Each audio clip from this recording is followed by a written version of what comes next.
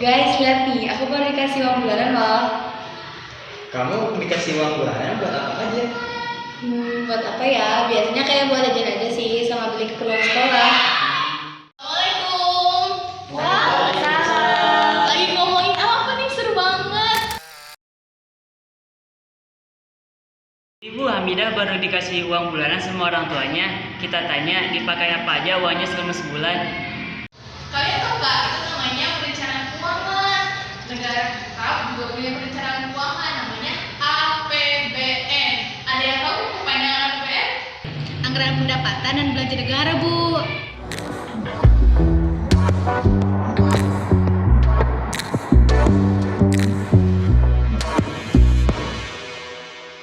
Bu, APBN itu fungsinya buat apa aja? Apa cuma buat perencanaan keuangan saja? Oh tidak, APBN memiliki 3 fungsi. Yang pertama ada fungsi alokasi. Fungsi alokasi adalah pemerintah telah membagi anggaran ke pos-pos yang telah ditentukan. Contohnya ada di sebelah sini. Ini adalah gambar dari APBN tahun 2023 dialokasikan kepada dana pendidikan, pembangunan sosial dan lain-lain. Yang kedua ada fungsi distribusi. Fungsi distribusi, pemerintah melakukan pemerataan atau pembagian dalam kelompok-kelompok agar terjadi keadilan. Contohnya adalah masyarakat yang kaya raya membayar pajak lebih tinggi daripada masyarakat yang berkecukupan. Fungsi yang terakhir yang ketiga adalah fungsi stabilisasi. Nah, anggaran pemerintah atau anggaran negara ini berfungsi untuk mengupayakan dan menstabilkan perekonomian dari masyarakat. Oh, berarti kemarin tetangga saya dapat BLT dari dana APBN ya, Bu? Ya betul, bagi masyarakat miskin tidak perlu membayar pajak. Nah, nanti masyarakat miskin itu mendapat subsidi seperti BLT atau subsidi listrik, subsidi BBM.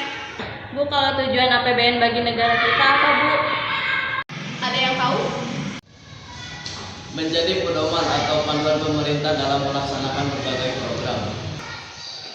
Sebagai perencanaan pemerintahan memiliki gambaran pendapatan dan pengeluaran dalam 1 tahun anggaran. Saya, Bu, menghindari kesalahan, pemborosan, dan penyelewengan anggaran. Saya, Bu, meningkatkan pertumbuhan ekonomi, mengurangi kesenjangan sosial dan kemiskinan. Bu, kalau sumber dana APBN itu dari mana, Bu? Ada 2. Yang pertama ada penerimaan dalam negeri, yang kedua ada hibah. Penerimaan dalam negeri itu ada pajak dan bukan pajak, serta kalau hibah itu ada devisa dari negara lain, dan kedua ada surat berharga yang dikirim melalui hibah. Digunakan apa aja sih, Bu, uang alokasi APBN? Ada 2. Yang pertama belanja pemerintah pusat, dan kedua ada belanja pemerintah daerah. Kalau pemerintah pusat itu ada 2 yang bersifat tetap atau sementara, itu seperti gaji PNS. Kalau yang bersifat sementara atau temporer itu seperti pembangunan tol dan lain-lain. Yang kedua ada pembelanjaan daerah, itu dialokasikan untuk otonomi daerah. Gimana? Udah ngerti semua? Paham? Paham. Oke, kita lanjut latihan soal ya.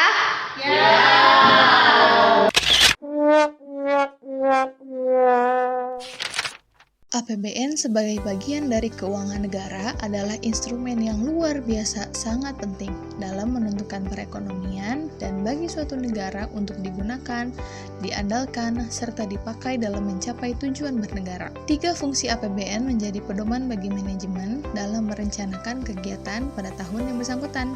APBN berfungsi untuk menilai apakah kegiatan penyelenggaraan pemerintahan negara sesuai dengan ketentuan yang telah ditetapkan.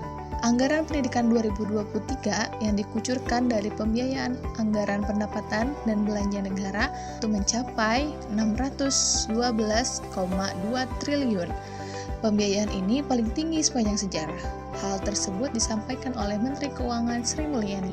Dalam paparannya, Menteri Keuangan juga menyampaikan arah kebijakan anggaran pendidikan pada tahun 2023 antara lain peningkatan akses pendidikan pada seluruh jenjang pendidikan melalui perluasan wajib belajar dan bantuan pendidikan, peningkatan kualitas sarana prasarana penunjang kegiatan pendidikan terutama di daerah 3T, penguatan link and match dengan pasar kerja, pemerataan kualitas pendidikan, serta penguatan kualitas layanan PAUD. Dengan adanya kebijakan ini, semoga kualitas pendidikan di Indonesia semakin meningkat dan dapat mencapai tujuan yang diharapkan, yaitu kedayagunaan peningkatan akses pendidikan. Mari kita tumbuhkan generasi muda peduli uang kita.